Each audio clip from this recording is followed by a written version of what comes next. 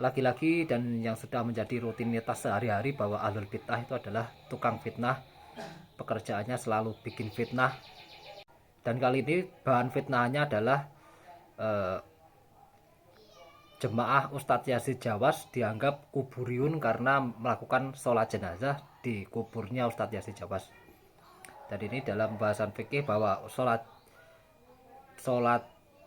di kuburan itu kan dilarang, haram hukumnya, kecuali sholat jenazah.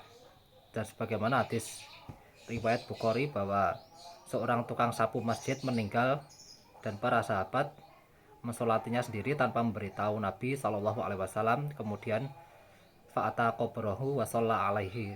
Kemudian Nabi Shallallahu Alaihi Wasallam mendatangi kuburnya dan sholat di atas kuburnya itu. Jadi di sini dalil bahwa sholat jenazah itu boleh dilakukan di kuburan bila mana tidak bisa dilakukan di masjid. Dan saat kematian Ustadz Yazid Jawas itu ada yang sholat jemaah di masjid, bahkan itu sudah 3 kloter.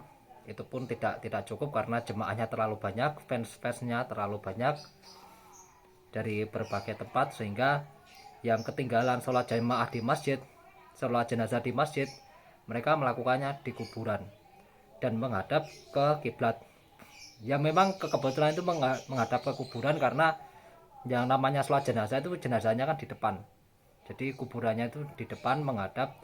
Dan lagi-lagi mereka ahlul bid'ah ini memfitnah bahwa orang-orang salafi jemaahnya Ustadz Yazid itu adalah kuburiyun karena mereka menyembah kuburan, sholat menghadap ke kuburan. Dan muncul lagi banyak sekali fitnah yang mereka kedustaan yang mereka buat terhadap seputar perawatan jenazah Ustadz Yazid Jawas ini. Di antara mereka ada yang mengatakan bahwa Ustadz Yazid Jawas itu jemaahnya mengadakan sholawatan rame-rame sebagaimana yang mereka lakukan, sholawatan sambil jingkrak-jingkrak, terus dibaan bacaan berjanji dan seterusnya, sebagaimana yang dilakukan oleh ahlul bid'ah itu. Dan masih banyak lagi fitnah yang mereka buat karena memang itu pekerjaan mereka, yang merupakan hobi mereka sehari-hari, merupakan rutinitas harian mereka.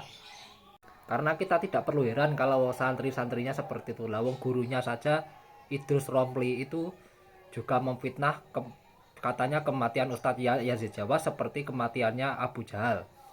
Dan dia diserang balik oleh komentator kalau bahwa orang-orang NU itu juga banyak yang menyukai Ustadz Yazid Jawas walaupun tidak sependapat dengannya. Itu mereka juga mendoakan Ustadz Yazid Jawas dan justru merosting si Idrus Romli ini.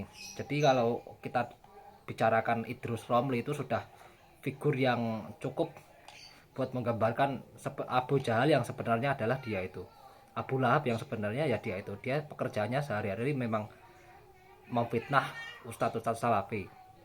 Bahkan kemarin dia bilang kalau ada buku yang catatan kakinya itu ada tulisannya disohehkan oleh Syekh Albani, maka buku itu harus dibakar karena itu buatan Wahabi. Ngeri banget kan orang ini ngeri banget. Udah gak ada ilmunya, pekerjaannya sehari-hari mencaci maki doang. Terus yang ya tidak perlu heran sih kalau santri-santrinya banyak yang tukang fitnah. Lawang kiainya saja begini. Seperti kata pepatah, guru kencing berdiri, murid kencing berlari.